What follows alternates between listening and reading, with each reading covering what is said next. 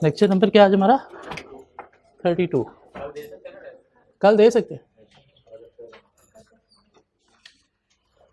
सो पढ़ रहे थे हम Kaif 06 managerial and financial analysis. Managerial का एरिया हम कंप्लीट कर चुके हैं, फाइनेंशियल का एरिया हमने स्टार्ट किया हुआ है और अभी तक शायद हमारे कोई 4 लेक्चर हुए हैं फाइनेंशियल एनालिसिस के ऊपर। ऐसी बात है, ठीक हो गया। कुछ स्टूडेंट को मसला है, बुक आ गई है नहीं आई है, हम पढ़ेंगे कहाँ से, स्टडी मटेरियल क्या है, क्या हमारी अपनी कोई बुक है, तो कहाँ से पढ़ेंगे। शायद मैं ऑलरेडी मैनेजरियल एनालिसिस के साथ कोई 59 पेजेस आपको नोट्स प्रोवाइड कर चुका हूँ। जहाँ पे रटा चाहिए था उसके रटे के पेजेस नोट्स फॉर्म में प्रोवाइड कर चुका हूँ।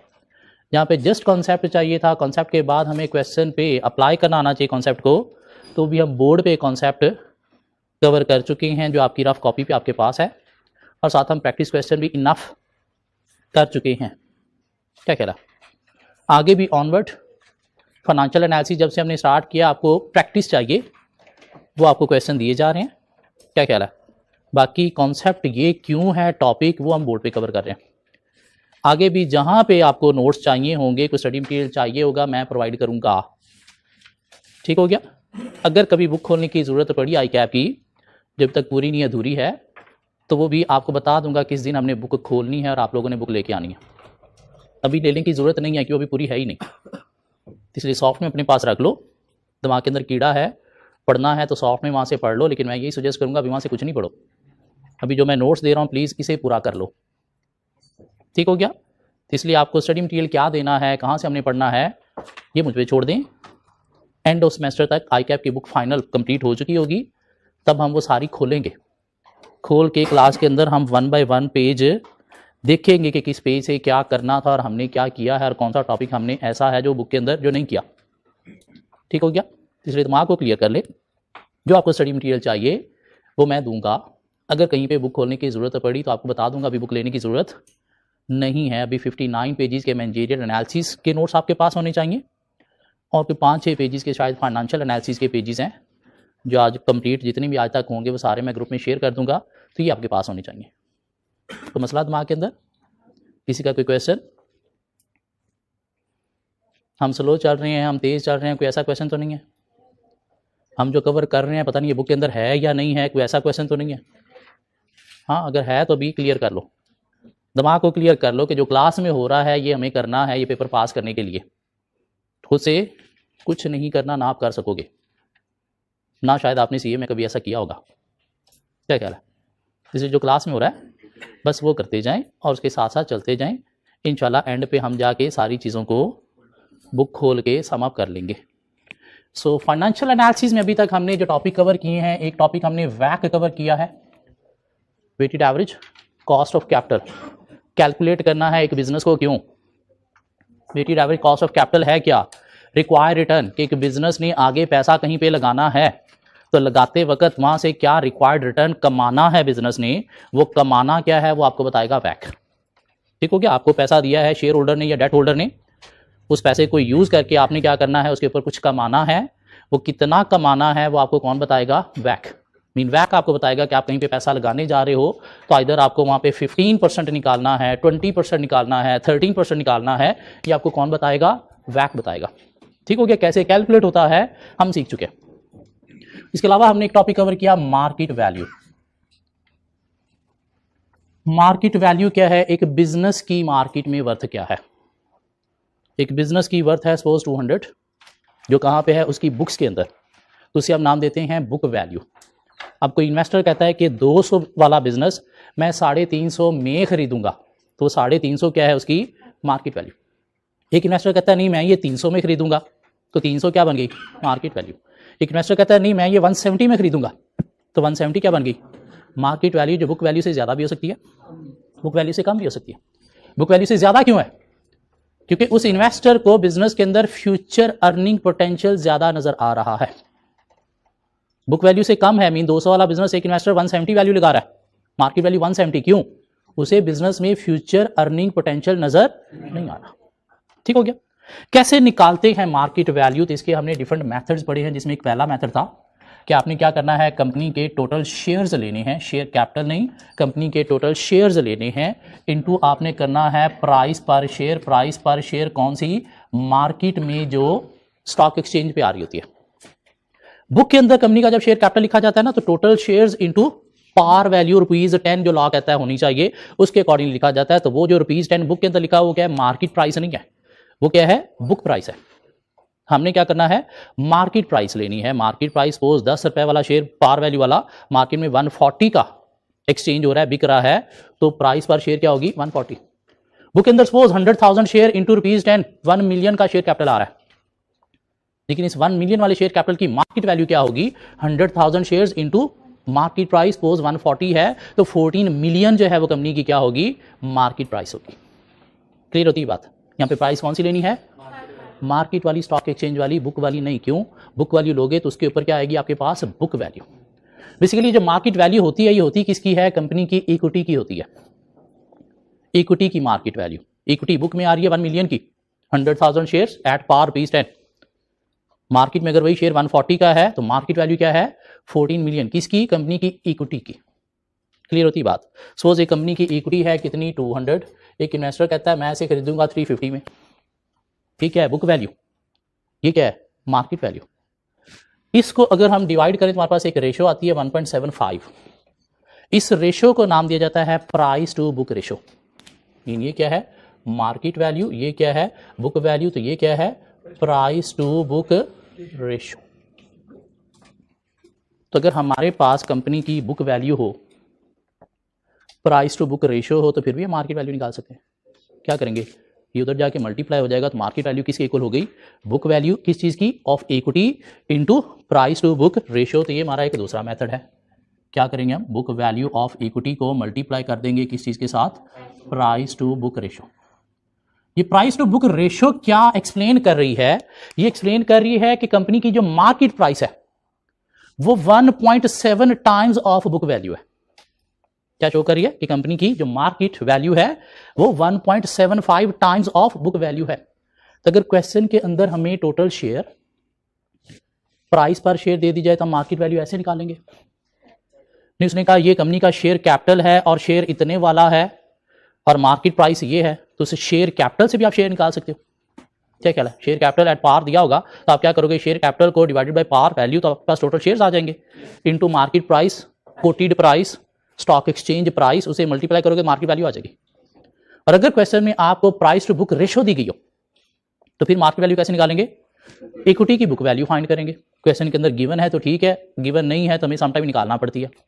कैसे निकालना पड़ती है, कैपिटल इंप्लॉयड में से निकालना पड़ सकती है, या fixed assets, working capital, long term liabilities दी गई हैं तो वहां से भी निकाली जा सकती है। और ये क्वेश्चन हमने कवर किए हैं।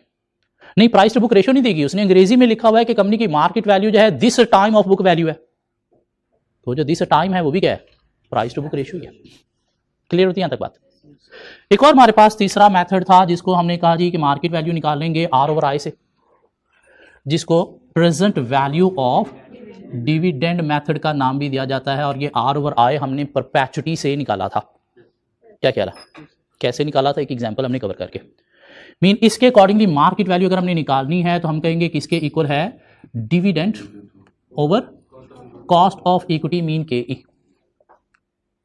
कॉस्ट ऑफ इक्विटी मीन के ई। इन्वेस्टर कहता है मैं ये कंपनी खरीदूंगा लेकिन मेरा जो रिटर्न है वो इतना है, तो वो जो इन्वेस्टर का रिटर्न है, शेयर होल्डर का रिटर्न है, उसे क्या नाम देता है, कॉस्ट ऑफ इक्विटी। और डिविडेंड कंपनी के दिए होंगे तो हम ऐसे निकाल लेंगे। लेकिन ये मेथड कब अप्लाई होगा, ये मेथड अप्लाई होगा in case of constant dividend, कि अगर कंपनी के डिविडेंड जो हैं वो कांस्टेंट हैं, मीन एवरी ईयर सेम है, तो फिर इस मेथड के थ्रू हम क्या करेंगे, मार्केट वैल्यू कंप्यूट करेंगे।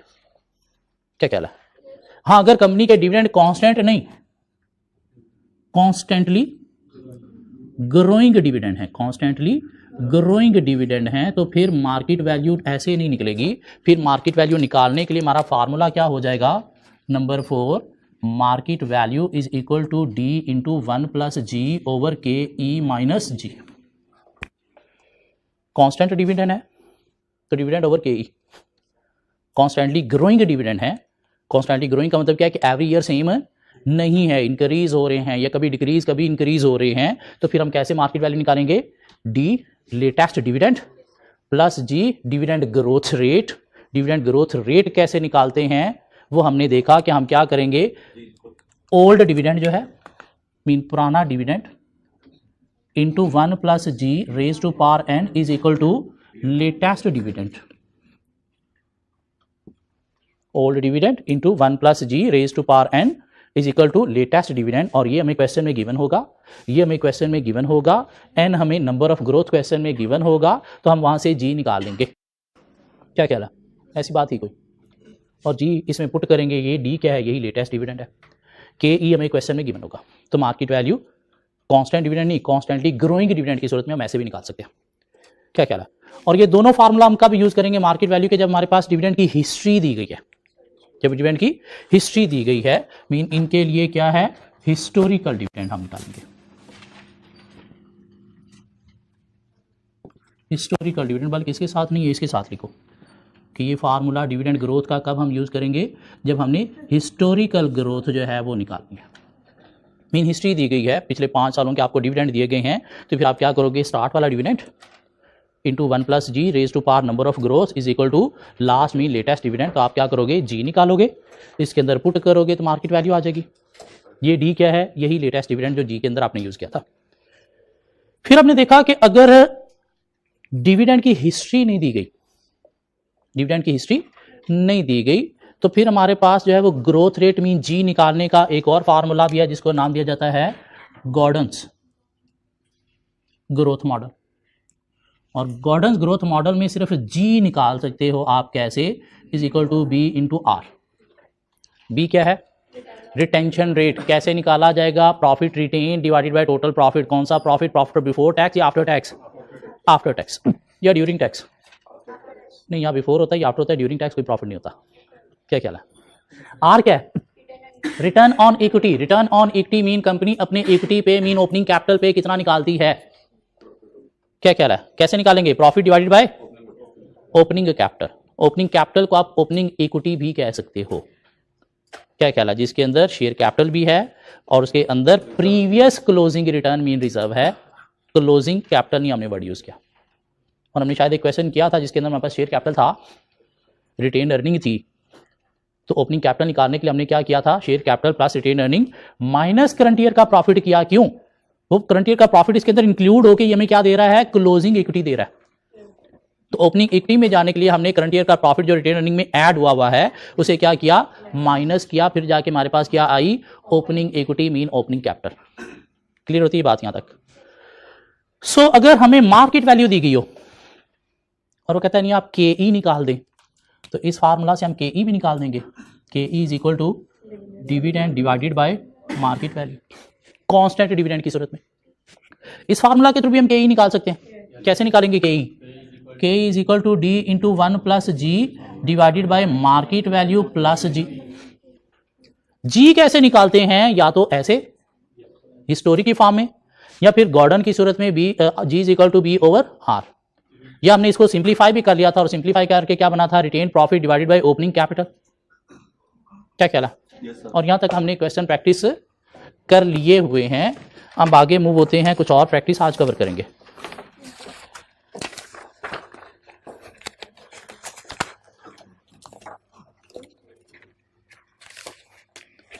तो मैं एक आध दिन क्लास में ना हूं तो उसके अगले दिन सारी क्लास ही आ जाती है। हाँ, कोई भी एब्सेंट नहीं होता कि नहीं ये तो टीचर नहीं आना छोड़ दिया, हमें अब जाना चाहिए, ऐसी है ना। तो मुझे छुट्टियां करते रहना चाहिए, ये कहना चाह रहे हो।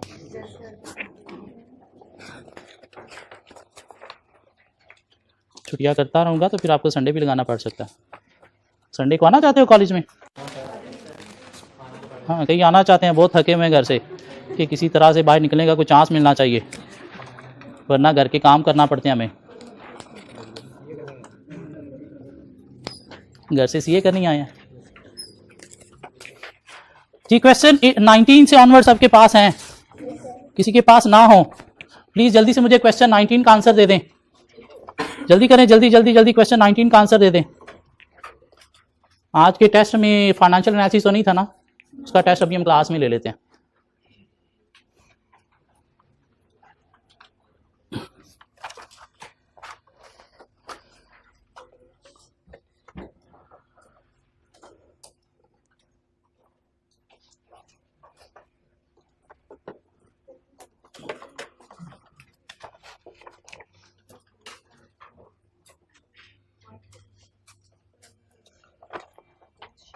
परेशान तो नहीं होगी, इतना आसान क्वेश्चन कैसे हो सकता है? So company shares are currently valued at rupees 8.20। Company के शेयर की मार्केट वैल्यू है 8.20। दिस इज मार्केट वैल्यू, क्या कहला है? Currently valued. And the company is expected to pay an annual dividend of 0.7 rupees per share for the foreseeable future. Calculate the cost of equity in the company. तो क्या निकालना है आपको? के ई निकालना है। तो K E is equal to dividend divided by market value. और क्या है हमारा question number 19? K E is equal to what? 0.7 divided by 8.20। What is K E? 8.5%। Question 20 का आंसर दे दें मुझे जल्दी से।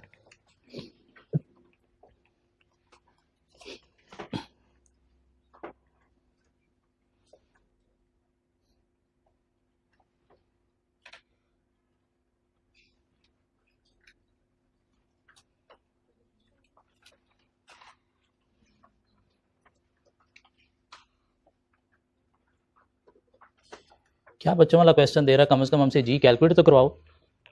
उसने कहा ये लो जी।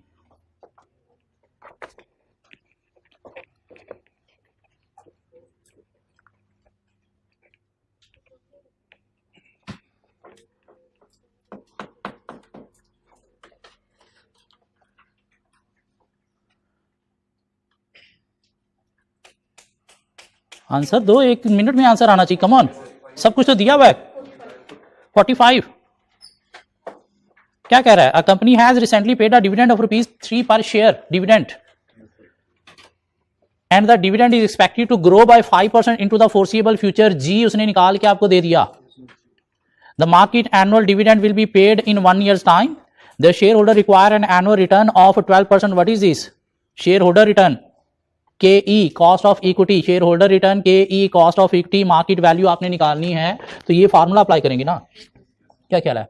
सो question 20 market value is equal to dividend उसने दिया है कितना? 3 × 1 + 5% ग्रोथ रेट उसने दे दिया। के ई आपको दे दिया कितना? 12% माइनस 5%। सो व्हाट इज 45 आपके पास मार्केट वैल्यू पर शेयर आ गई। क्या क्या है? क्वेश्चन 21 का भी आंसर दे दो मुझे।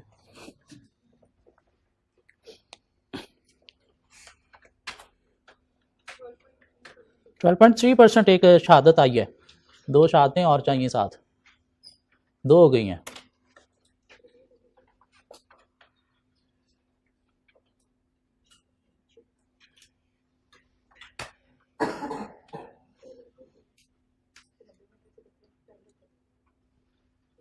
जी आंसर चाहिए क्वेश्चन 21 का।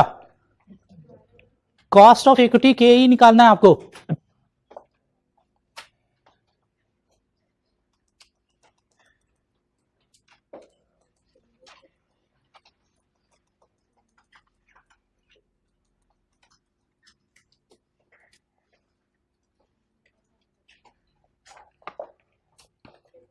A company's share price is ₹8.20. This is market value. क्या क्या है? The company has just paid an annual dividend of 0.70. This is D. And the dividend is expected to grow by 3.5% to the foreseeable future. This is G. The next annual dividend will be paid in 1 year's time. Calculate cost of equity. तो cost of equity calculate करने का हमारे पास ये formula है। क्या क्या है? KE is equal to D कितना है हमारे पास? 0.7 into 1 plus 3.5% divided by market value है 8.2 plus 3.5%। So what is KE? 12.3%। मुश्किल थे तीनों क्वेश्चन या इजी थे? ये तीनों क्वेश्चन हमारी आई कैप की बुक के क्वेश्चन है। इससे पहले जो हमने अब तक क्वेश्चन किए हैं शायद वो औखे थे, इतने इजी नहीं थे। क्या ख्याल है? अगर किसी ने किए हैं पहले वाले क्वेश्चन मेरे साथ हो तो आई कैप बुक का लेवल हम जो प्रैक्टिस कर रहे हैं उससे कम है। इन्हीं से पहले तक अभी तक हम जो क्वेश्चन 18, 1 to 16 कवर कर चुके हैं, 17 और 18 अभी तक हमने कवर नहीं किया, उनका लेवल इससे ज़्यादा था। अब आगे क्वेश्चन 22 से ऑनवर्ड जो हम करने जा रहे हैं इनका लेवल जो अब तक हम कवर कर चुके हैं उससे भी ऊपर, ताकि आई कैप जितना भी औखा क्वेश्चन कवर कर ले हम पास कर लेंगे। क्वेश्चन 22 का मुझे आंसर दे दें प्लीज। इसको इजी नहीं लेना।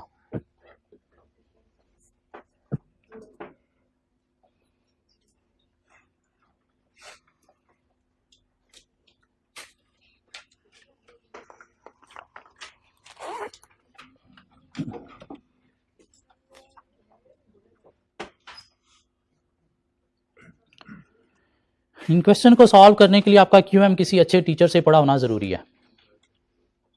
अच्छा टीचर जिसने आपको कैलकुलेटर पे कैलकुलेशन सिखाई हुई है।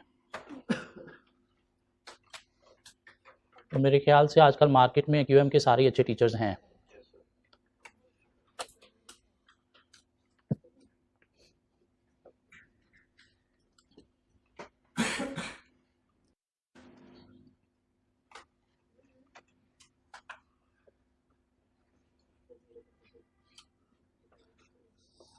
जी बहुत औखा हो गया question. The price of a company's share is currently rupees 80. What is this? Market value. The latest dividend is rupees 12 per share. What is this? D. If company's cost of equity KE is 15% per annum, what is the annual dividend growth rate? तो हमने पढ़ा हुआ है question number 22 में अगर चलें कि market value equal होती है D into 1 plus G over K E minus जी के। तो अगर D भी हमें दे दिया जाए, मार्केट वैल्यू भी दे दी जाए, मार्केट वैल्यू कितनी दी गई है 80 इज इक्वल टू डी हमें दिया गया है 12 into 1 plus G over K ई भी हमें दे दिया उसने कितना 15%। सो माइनस क्या होता है जी। तो कैलकुलेटर पे सारा पुट करो, जी को आपने एक्स रखना है तो आपको एक्स का आंसर 1 मिनट में कैलकुलेटर दे के दे देगा। So what is G is equal to 0%। मसला क्या है कि 0% हो ही नहीं सकती। हाँ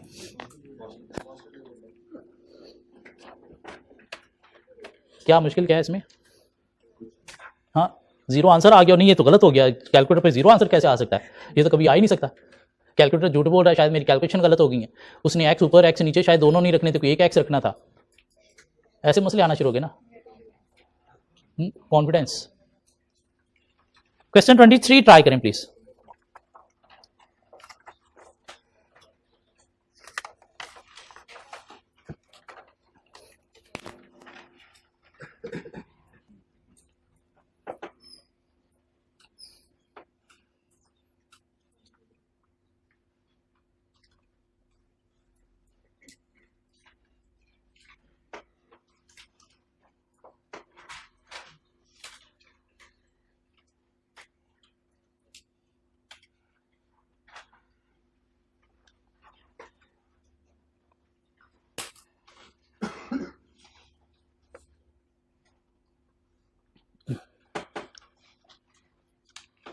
क्या निकालना है आपको? जी निकालना है आपको। जी निकालने का फार्मूला एक तो हमारे पास हिस्ट्री का है। क्या हिस्ट्री दी गई है? नहीं। तो फिर आ जाओ कहाँ पे? गॉर्डन में। गॉर्डन क्या कहता है? G is equal to P into R. What is B? Retained profit. Retained earning दी गई हैं। क्या ख्याल है? रिटेन्ड अर्निंग दी गई हैं कितनी? जो प्रॉफिट रिटेन होता है कहाँ पे जाता है? जो प्रॉफिट कंपनी रिटेन करती है वो कहाँ पे जाता है? रिटेन अर्निंग में ही जाता है भाई। ये जो रिटेन अर्निंग है ये रिटेन्ड प्रॉफिट है डिवाइडेड बाय प्रॉफिट हमारे पास दिया गया है कौन सा? Profit before tax after tax. After tax B आ जाएगा। What is R? What is R? Profit over opening capital. क्या ओपनिंग कैपिटल उसने दिया है? यस। शेयर होल्डर की इक्विटी जिसमें कोई चेंज नहीं आया, यही ओपनिंग कैपिटल है। क्या ख्याल है? So question 23, G is equal to B into R. Where is B? 40 over 120 into 120 over 1120. What is G? 3.571%। हमारे पास आ गया क्या जी? किसी को समझ ना आई हो ये क्या किया हमने? ये B ऐसे कैसे आ गया? B क्या था? Retained profit over profit. Profit दिया गया हमें इसमें 120। रिटेन्ड प्रॉफिट क्या है? वो जो हम रिटेन्ड अर्निंग को करंट का चार्ज करते हैं, मीन डिविडेंड पे करके जो बाकी बचता है वो क्या होता है? Retained profit. कहां पे जाता है वो? रिटेन्ड अर्निंग में। तो उसने रिटेन्ड प्रॉफिट के बजाय वर्ड क्या यूज कर दिया? रिटेन्ड अर्निंग यूज कर दिया। मीन इतना करंट का आपने रिटेन्ड अर्निंग में रखा तो रिटेन्ड प्रॉफिट है into profit over opening capital. Opening capital दिया गया। पिछले क्वेश्चन शायद प्रैक्टिस नहीं किए, अगर ये नहीं समझ आ रहा तो, या प्रैक्टिस किए हैं तो 2 दिन पहले किए हैं, अभी रिसेंट उनको नजर नहीं मारी। क्या आ रहा है? 0.1 आ रहा है। दोबारा कैलकुलेट सिंपल कर लें इसको। 120 ओवर 40 ओवर 1120 कर लें। प्रॉफिट काट गया ना? प्रॉफिट काट के सिंपल कर लें। यही आ रहा है, फिर एक बंदे को गोली मार दें। टाइम वेस्ट कर रहा है ये हमारा। अच्छी क्यूएम नहीं पढ़ी इसने। हाँ 22 का कितना आंसर आ रहा है? 0% ही आ रहा है यार।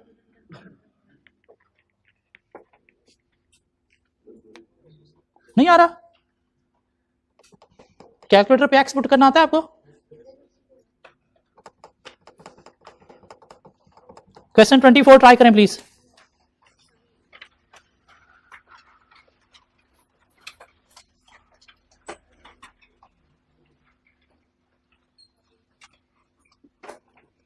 क्लास में मुझे एटलीस्ट एक स्टूडेंट ऐसा चाहिए जो ये क्वेश्चन ठीक अटेम्प्ट कर ले।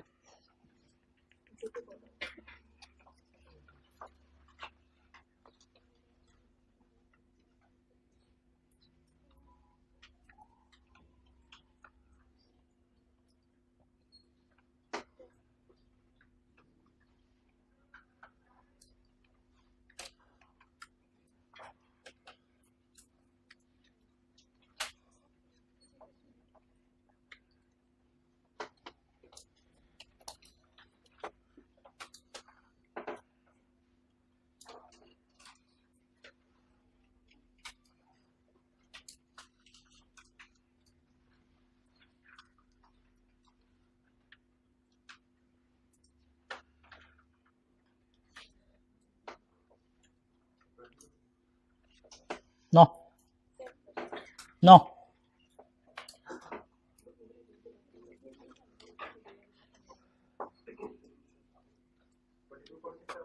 No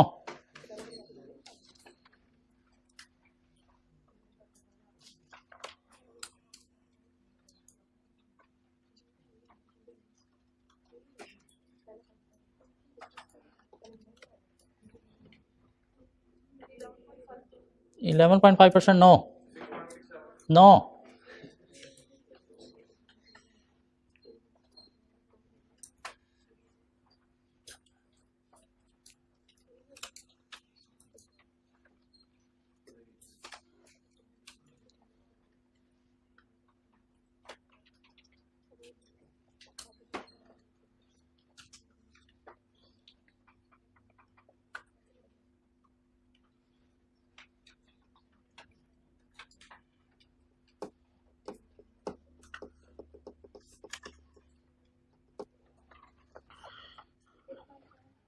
sorry no no no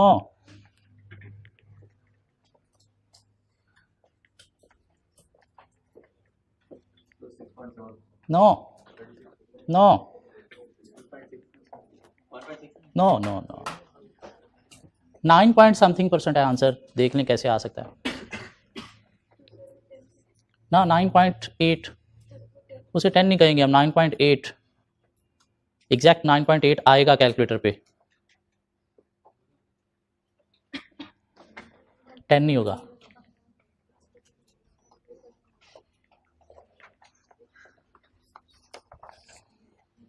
जी हार मानते हो कि नहीं मानते? तो की बात है, नहीं हार मानी। चलें ये भी कुछ लोग ट्राई करना चाहते हैं।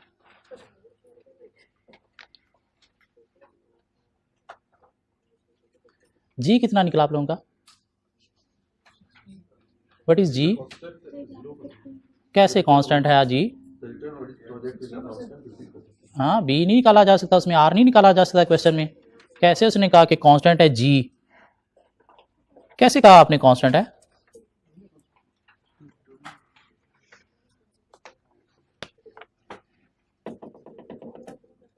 किसने कहा कांस्टेंट है? क्या आपको हिस्ट्री दी गई है जो आपने कहा कांस्टेंट है?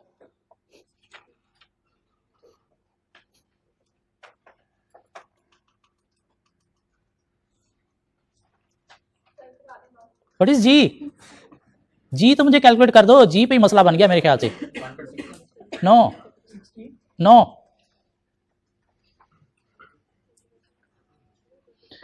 वो कहते हैं an all equity financed company mean debt शेट का कोई चक्कर नहीं है ना, अभी तक हमने डेट कोई पढ़ा है, कल पढ़ेंगे। ठीक हो गया। So an all equity financed company distribute 80% of its earning each year and reinvest the balance इस लाइन का क्या मतलब है कि कंपनी जो कमाती है 80% डिविडेंड दे देती है, 20% कंपनी का क्या है रिटेंशन रेट बोले तो बी, यही बात है। The return on its project is constant 15% per annum. Company जो प्रोजेक्ट स्टार्ट करती है उनसे कितना कमाती है, 15%, जो हम पूरे सेमेस्टर में ये एज्यूम करके चलेंगे कि ROE कांस्टेंट ही है। What is this 15%? ROE बोले तो R,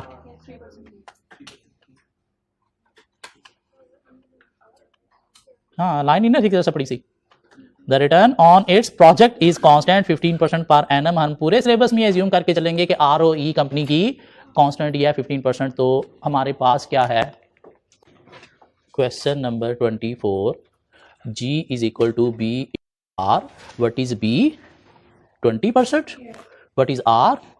15%. So what is G? 3%. आगे जिंदगी आसान है। If the company's current market capitalization is rupees 1.5 million, what is this? Capitalisation mean market की वैल्यू, आपके कैपिटल की मीन मार्केट वैल्यू कितनी आ गई 1.5 million, and its earning are rupees 125,000, और कंपनी की ये अर्निंग है मीन इतना कंपनी का प्रॉफिट है। Calculate the required rate of return for the ordinary share holder. क्या कैलकुलेट करना आपको? KE। So KE is equal to D into 1 plus G over market value plus G। हमारे पास क्या है अभी? G हमारे पास है, मार्केट वैल्यू हमारे पास है, सिर्फ हमें डिविडेंड चाहिए। डिविडेंड उसने कहा कि आपने कमाया कितना 125,000, तो कितना आपने डिविडेंड पे किया 80%। 80% कितना बना 100,000 plus into 1 plus 3% divide by market value 1.5 million plus 3%। ये 1000 हमने कैसे निकाला? 125,000 इंटू 80% से हमारे पास ये 100,000 आया। सो व्हाट इज KE? 9.86।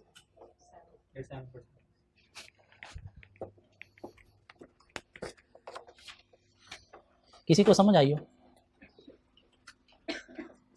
नहीं आई किसी को समझ? हाँ, सिर्फ वर्ड्स ही थोड़े से चेंज हुए जी। मूव हो आगे, क्वेश्चन 25 ट्राई करें प्लीज। अब डर नहीं जाना, एक आसान क्वेश्चन को भी औखा नहीं समझ लेना।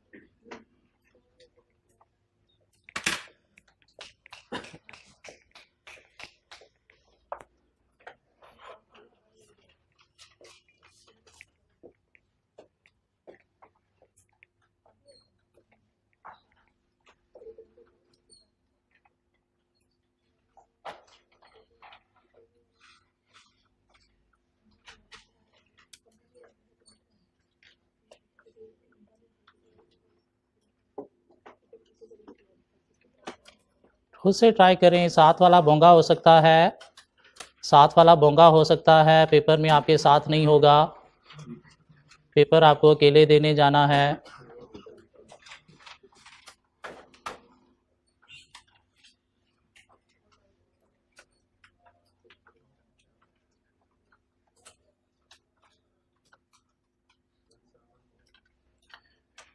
(27) पर क्या कैलकुलेट क्या करना था आपको? KE कैलकुलेट करना है। कितना आंसर है? 9। गुड। शहादत और चाहिए 12% की या 27.4% की, या कोई डिफरेंट आंसर भी देना चाहता है तो शायद उसके साथ 2 और मिल जाए। 12%, 2 शहादतें हो गई, 3 शहादतें हो गई। लॉक कर दें या सॉल्व कर दें?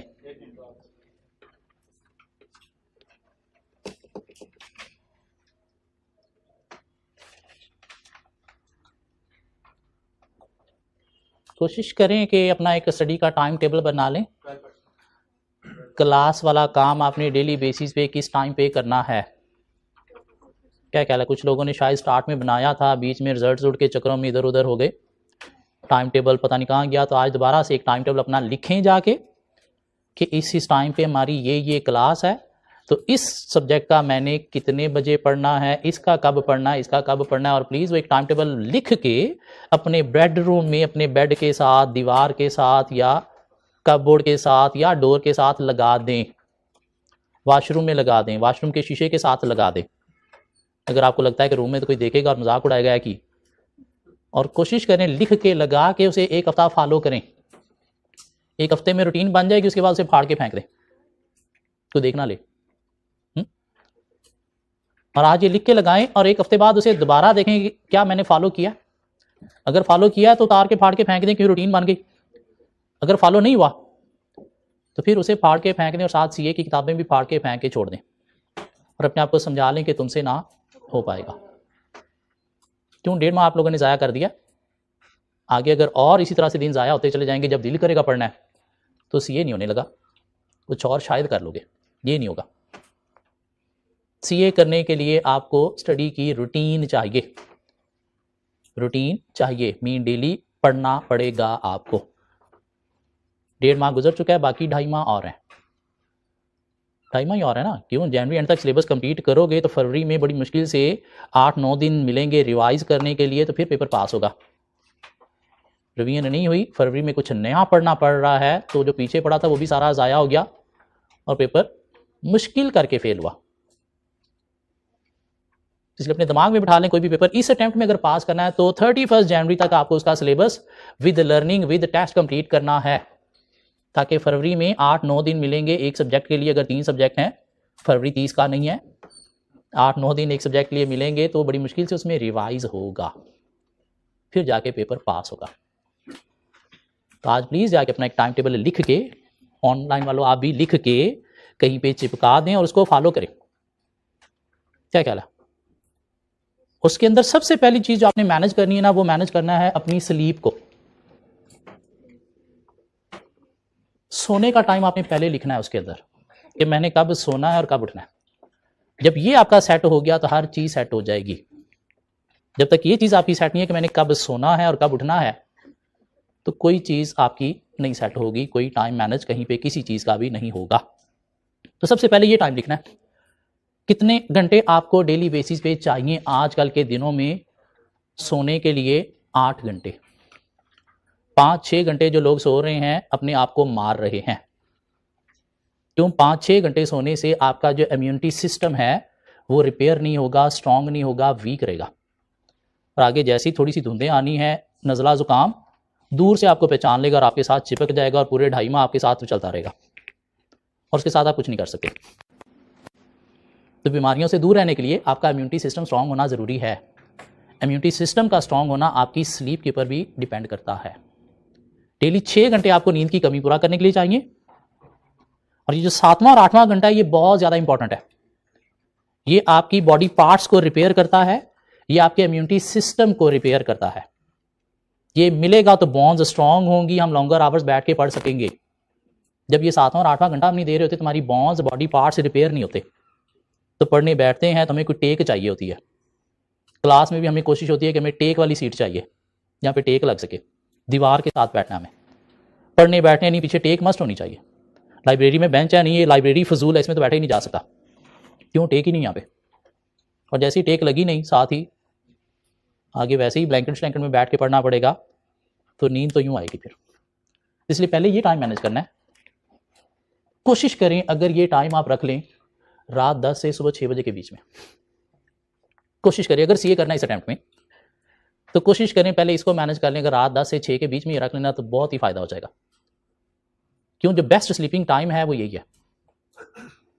इससे ही स्लीप आपको फायदा देगी। इस टाइम के बिना सोना उतना फायदा नहीं देगा आपको।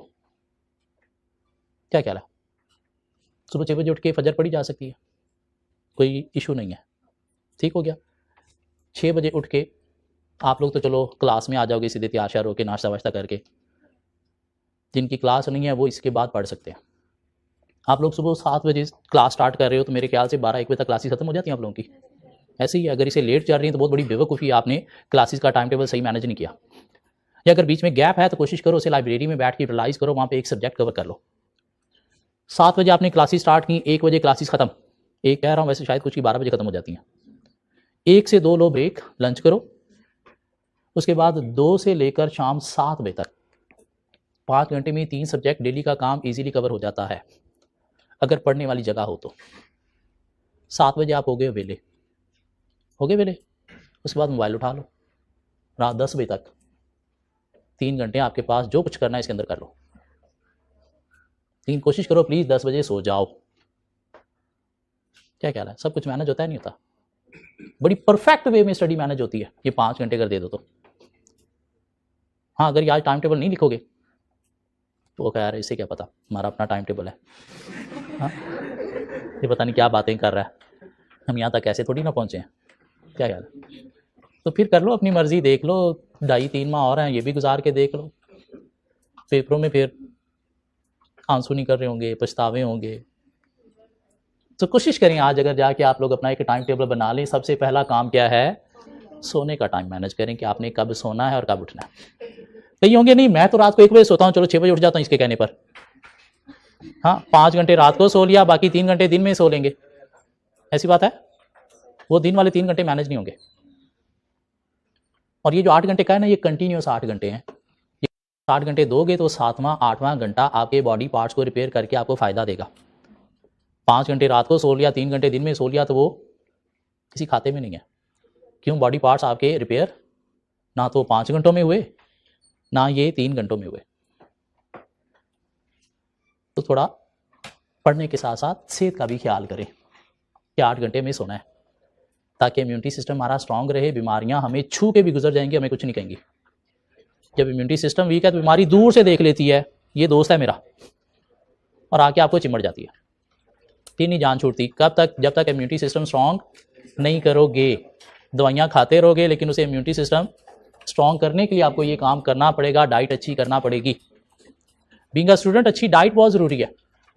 1 गिलास दूध आपकी डाइट में डेली होना ज़रूरी है, जिससे बॉन्स स्ट्रांग होंगी तो बैठ के पढ़ सकोगे। वरना बैठते ही इधर से पीड़ निकल आई है, इधर दर्द हो गया है, ये टेक चाहिए। दूध पियो, अंडे खाओ, गर्म अंडे वाले से अंडे लेके खा लिया करो, हॉस्टल वालों अंडे नहीं मिलते हमें। फ्रूट वेजिटेबल्स खाओ, मरी मुर्गियों के पिज़्ज़े शवारमे बर्गर छोड़ दो, जहाँ तक हो सकता है इनको छोड़ दो। दालें सब्जियाँ फ्रूट ये खाओ। रास्ते में कोई रेडी जूस वाली नज़र आती है, वहाँ से जूस पियो। कोई सब्ज़ी वाली दुकान नज़र आती है, 1-2 गाजरें लेके 1-2 टमाटर लेके खा लो, कुछ न्यूट्रिशंस मिलेंगे रादर दैन यहाँ से पिज़्ज़ा या बर्गर मैं उठा लूँ। क्यों? भूख बहुत लगी हुई है। सोडा बंद कर दो, सेहत का ख्याल करो। फ़ायदा क्या हुआ कि हम चार्टर्ड अकाउंटेंट बनने के बाद अगर मर गए तो हाँ, तो सेहत का ख्याल नहीं किया तो मर जाओगे ना, बीमारियों से तड़प तड़प के मर जाओगे। हाँ, इधर से ये हुआ नहीं, साथ ही हमें डायबिटीज़ हो गई है, हमें बीपी का इशू हो गया है, हमें माइग्रेन हो गया है। क्यों हो गया है? क्योंकि ये मैनेजमेंट अच्छी नहीं थी और फूड मैनेजमेंट अच्छी नहीं थी। भाग जाओ, कल मिलते हैं कुछ नई चीज़ों के साथ।